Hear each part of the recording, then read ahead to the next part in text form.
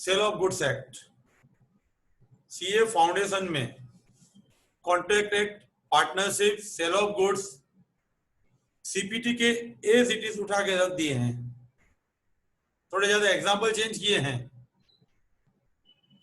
लेकिन limited liability partnership and company law का basic, पूरा कंपनी लॉ नहीं, वो आपके सीए फाउंडेशन में डाल दिया है। फ्रेंड्स, मुझे तो कई बार ऐसा लगता है कि इंटरमीडिएट से है ना, वो फाउंडेशन को टफ बना दिया है। सीपीटी में क्या था, एंट्री इजी थी, एग्जिट टफ था। फाउंडेशन डाल के एंट्री टफ बना दिया कि जो फाउंडेशन पास होगा वो 99% आगे थोड़ी निकल जाएगा। तो एज पर माय ओपिनियन ये अच्छी बात है। जो बीच में लटकने की बात थी ना, वो उसका रेशियो कम हो जाएगा। सीपीटी तो एमसीक्यू कोई भी टिक करके पास हो जाता था। फाउंडेशन में आपको डिस्क्रिप्टिव है, आपको रट्टा मारना पड़ता है, लैंग्वेज लो की होती है, तो एंट्री को थोड़ा टफ बना दिया। And I like this step of the institute. Basically come to the point, आपको बार बार ये वीडियो रोज सुनने हैं। क्यों? क्यों? आपको वर्डिंग्स पकड़ने हैं। कई लोग मुझे पूछते हैं, सर हम लाइन टू लाइन लिखे? लाइन टू लाइन लिख नहीं सकते, आप विवेकानंद नहीं है। कोई लिख सकते हो तो अच्छी बात है, मैं तो नहीं लिख सकता कभी।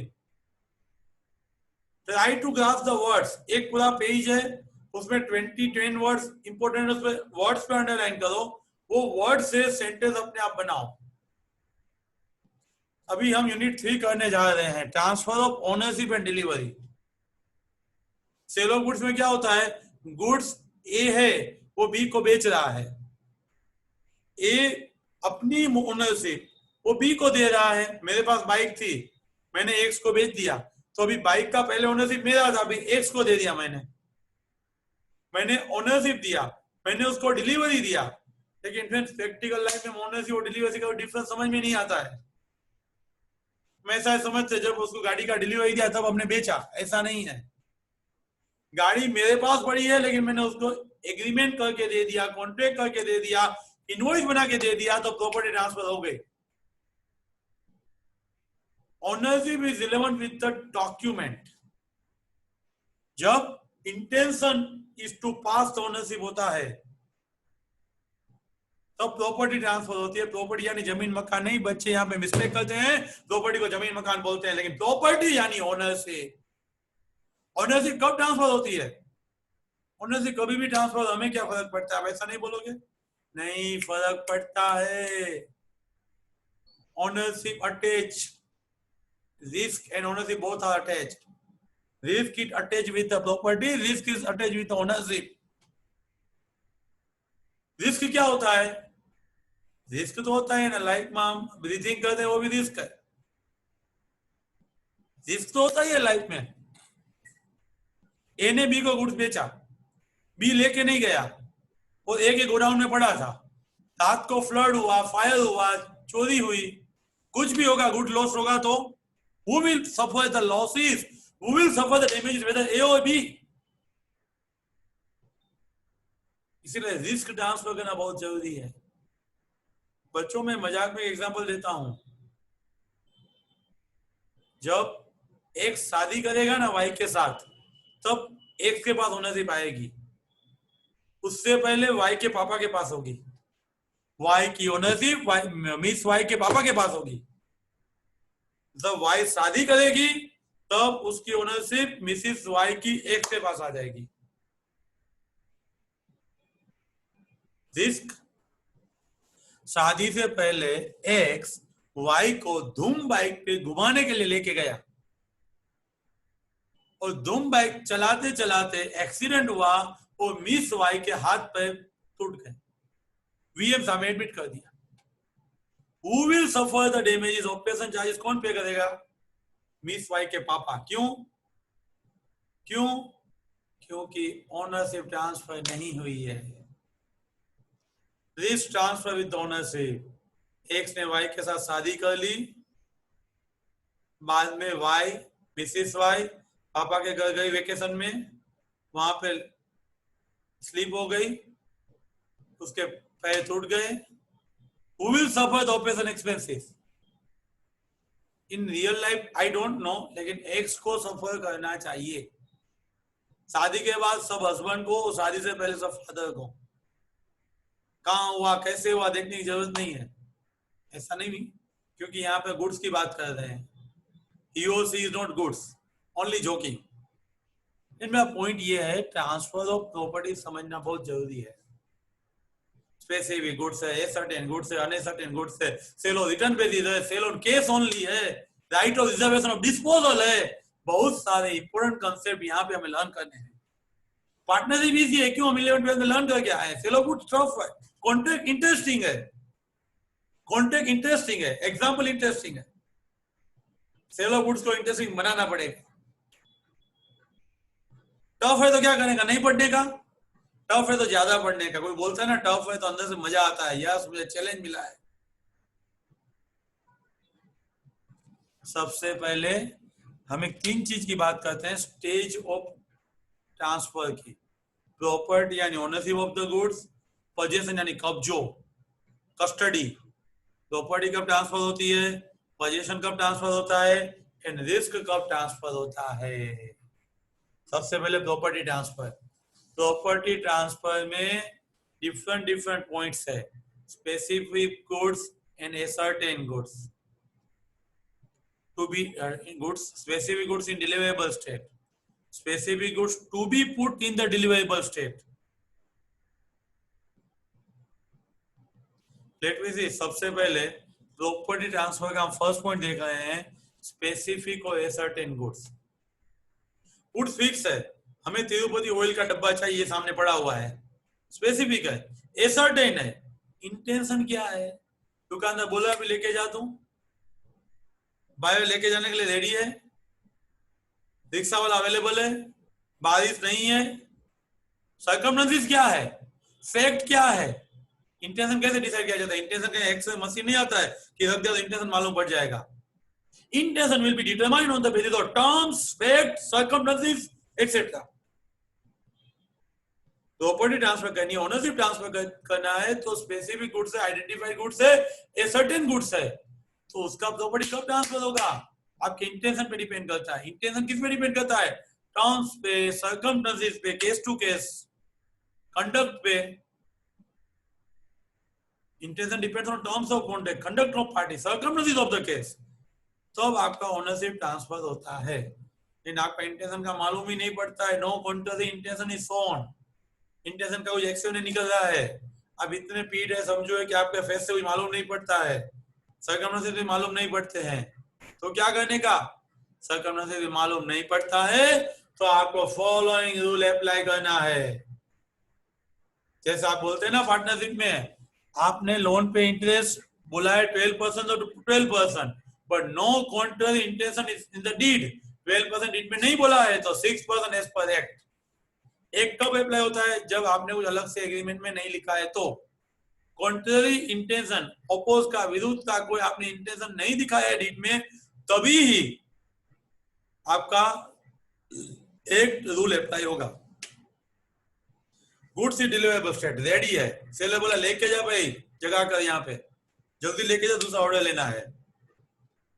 डिलीवरेबल स्टेट में है तो कॉन्ट्रैक्ट के टाइम गुड्स जहां पे पड़ा है वहां से बायर को लेके जाना है, whether price is paid or not, not material, at the time of contract जहां पे पड़ा है वहां से लेके जाना है। to be put into deliverable state, अभी रेडी नहीं है, टिम्बर है, कट करके कोट करने का बाकी है, बांधने का बाकी है, वे करो, मेजर करो, समथिंग जो करना है वो सेलर करो, and notice to the buyer, आपका गुड्स रेडी है, लेके जाओ। To be put in deliverable state, आपने जब नोटिस दिया ना तब प्रॉपर्टी ट्रांसफर हो जाएगी, बायर का रिस्पॉन्सिबिलिटी है रीजनेबल टाइम में लेके जाए। लेकिन सेलर ने मना बोला था कि अभी वीट का जो बोरी है ना उसको वेट करना है, इसका प्राइस डिटरमाइन होगा on the basis of weight, कितना केजी गुड्स है उससे हमारा अमाउंट डिसाइड होगा, कल लेके जाओ। तो कुछ भी लॉस होगा तो सेलर रिस्पॉन्सिबल। जब तक गुड्स को डिलीवरेबल स्टेट में नहीं रखते, जब तक सामने वाले को बताते नहीं, जब तक बायर को इन्फॉर्म नहीं करते हैं, तब तक सेलर रिस्पॉन्सिबल रहेगा। गुड्स स्पेसिफिक है लेकिन आइडेंटिफाइड नहीं है, आइडेंटिफाइड नहीं है तो नॉट डिलीवरेबल स्टेट में होता है, आइडेंटिफाइड नहीं है तो नॉट डिलीवरेबल स्टेट में होता है। जो बोला था वो किया नहीं है। ए ने बी से कारपेट परचेज किया, ए ने बी को बोला था हमारे हॉल में आके आपको नीचे जमीन पे लेट आउट लगा के जाना है। बी ने बोला ओके कोई बात नहीं। बी ने आया ए के घर, ए के हॉल में वैसे रख के चला गया, नीचे जमीन पे लेट आउट नहीं किया है, लगाया नहीं है, एक सोफे पे रख दिया था। मीनवाइल ए के घर में बहुत एंट थी, कीड़ी मकोड़े, उसने उस कारपेट को डैमेज किया, वो will suffer, B will suffer, seller will suffer. जब तक वो कारपेट होल में जमीन पे लेट आउट नहीं होता है, उससे पहले के मोमेंट में कोई भी लॉस किसकी भी वजह से होगा तो उसके लिए सेलर लायबल होगा। स्पेसिफिक गुड्स है, लेकिन अभी उसमें जो डिलीवरेबल स्टेट होना चाहिए यानी जो कंडीशन डाली थी वो पूरी नहीं हुई है on ascertain goods. Friends, ascertain में आपने 3 पॉइंट देखे। ए सर्टेन के अंदर ready to delivery, to be put in delivery, specific but not ready to delivery. ये आपने ए सर्टेन के 3 पॉइंट देखे हैं। अभी अनएसर्टेन, कोई भी गुड्स अनएसर्टेन है, आपको प्रॉपर्टी ट्रांसफर करना है तो एसर्टेन किए पहले, आइडेंटिफाई करने से पहले कभी ट्रांसफर नहीं होता है। Unascertain good not pass until ascertain, unascertain goods pass नहीं होता है जब तक हम उसको एसर्टेन नहीं करते। 10 तेल के डब्बे पड़े हैं, मैं एक निशानी कर दूंगा कि ये फर्स्ट वाला है वो मिस्टर एक्स का है, मैंने जब आइडेंटिफाई किया, एसर्टेन किया, तभी वो पास। Description, future goods unconditionally appropriated. Future goods था आपने अनकंडीशनली यूज किया है, विदाउट एनी कंडीशन, लेकिन सेलर ने बायर का कंसेंट लेके उसका एप्रोप्रिएशन क्या, यूज किया, यूटिलाइजेशन किया। जब बी है वो ए को ऑर्डर देने के लिए आया कि 2 तेल के डब्बे मेरे लिए रेडी रखना, रेडी रखने के बाद बोल फोन किया ए ने कि भी अभी रेडी है, तो भी बोले काम का मुझे नहीं चाहिए लेकिन वो वृद्धाश्रम है ना वहां पे भेज दे। Consent with the buyer, seller ने एप्रोप्रिएट किया, यूटिलाइज किया, डिस्पोज किया। बायर का कंसेंट लेके सेलर यूज कर सकता है, एप्रोप्रिएट कर सकता है, डिस्पोज कर सकता है। सेलर बायर को पूछ कहीं भी दे सकता है। पहले अनसर्टेन था, विद डिस्क्रिप्शन बोल दिया था 2 तिरुपति ऑयल भेज दो, डिस्क्रिप्शन से बोल दिया था, वैसे अनसर्टेन था। वो तो 3 के ऑयल आ गए, ऑयल के टीन आ गए, सेलर ने बायर को पूछा, बायर ने कंसेंट दिया कि दीनदयाल आश्रम में भेज दो, वो भेज दिया। It's a valid appropriation of the goods ही है, लेकिन with the consent of buyer है। फ्रेंड्स, रिमेंबर दैट सेलर ने अभी बायर को बोला नहीं था कि गुड्स रेडी है, उससे पहले गुड्स लॉस्ट होगा। Seller kept separately and inform to the buyer, at that time buyer responsible, before informing seller will be responsible. Before delivery it was lost, buyer is liable. पे delivery ની જાણ કર્યા પછી બાયર જવાબદાર અને જો ડિલિવરી પહેલા હોય તો સેલર જવાબદાર। रिपीट कर रहा हूं, मैंने बता दिया है आप ले जाओ, बाद में आप लेके नहीं गए तो आप रिस्पॉन्सिबल। मैंने आपको बताया रेडी है, उससे पहले कोई लॉस हुआ तो मैं रिस्पॉन्सिबल। फिजिकल डिलीवरी जरूरी नहीं है, सिर्फ इन्फॉर्म कर दिया ना तो भी बायर रिस्पॉन्सिबल हो जाएगा, रिस्क ट्रांसफर हो जाएगा।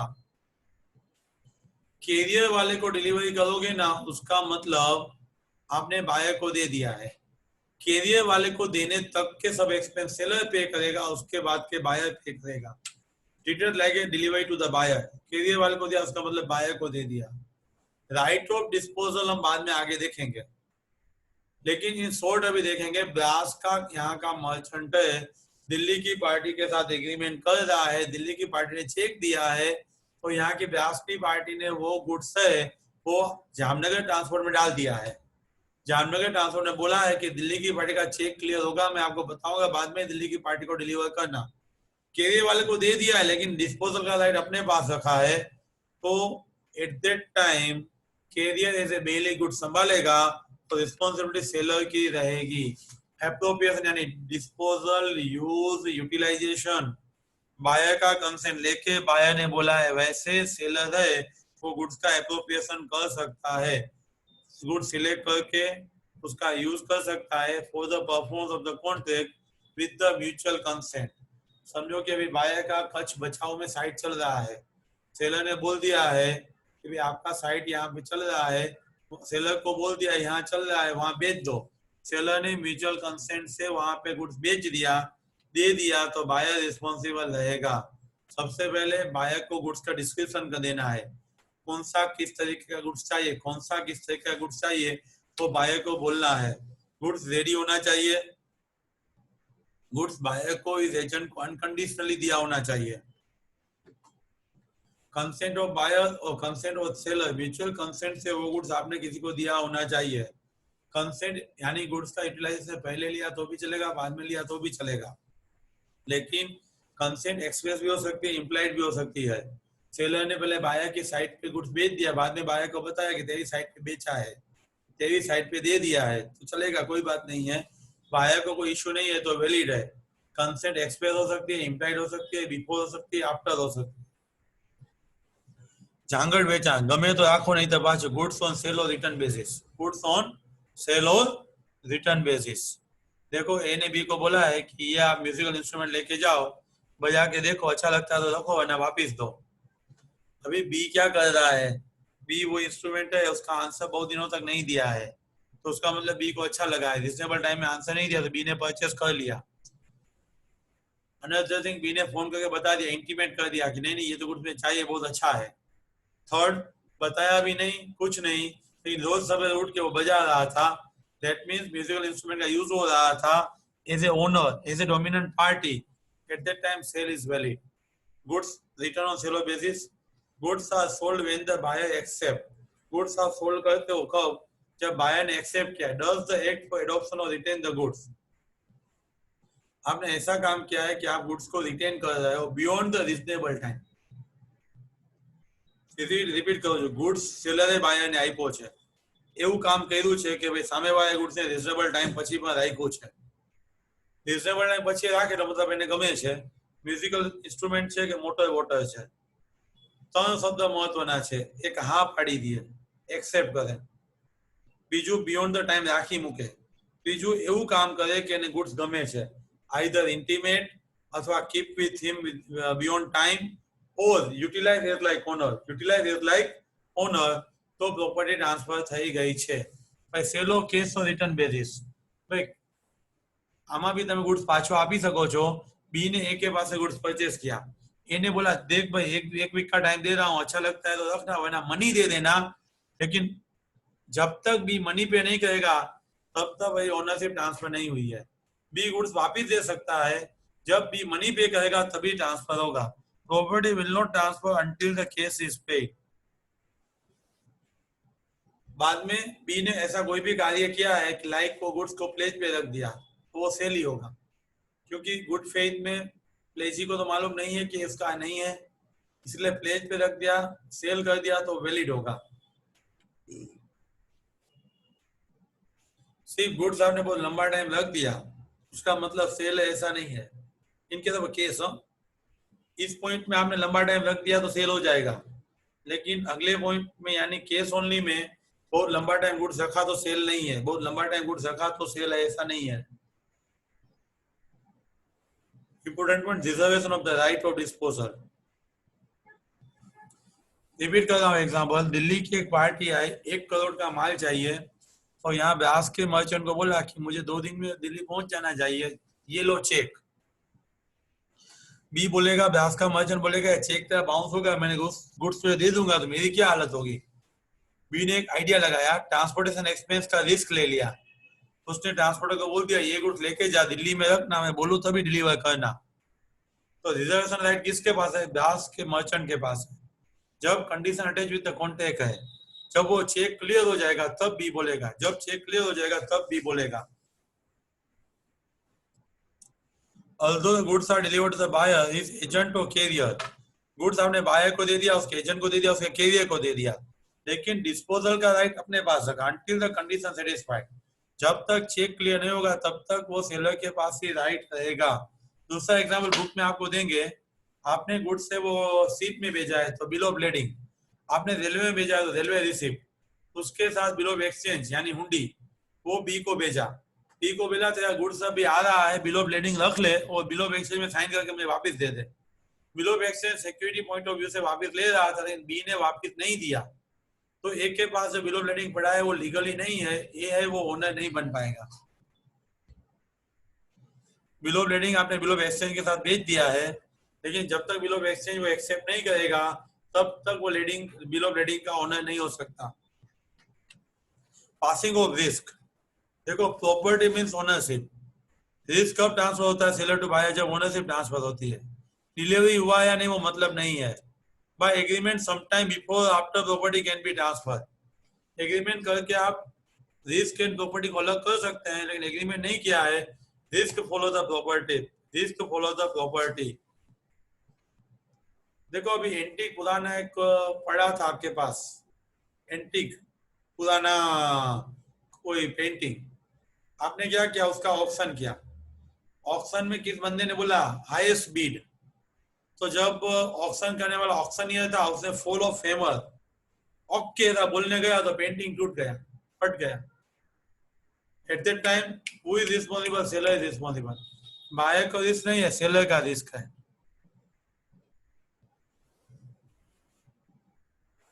देखो ए तो गुड्स देने के लिए रेडी था, बी ले जाने के लिए रेडी नहीं था, तो रिस्क है वो बी का है, लेकिन बी का है लेकिन ए को एज ए बेली वो गुड संभालना है। Party at fault will be liable for damages if the property is transfer although loss is arise due to fault or not। Property transfer किया है लेकिन अभी पार्टी एट फॉल्ट डिलीवरी लेने के लिए रेडी नहीं है तो रिस्पॉन्सिबल है।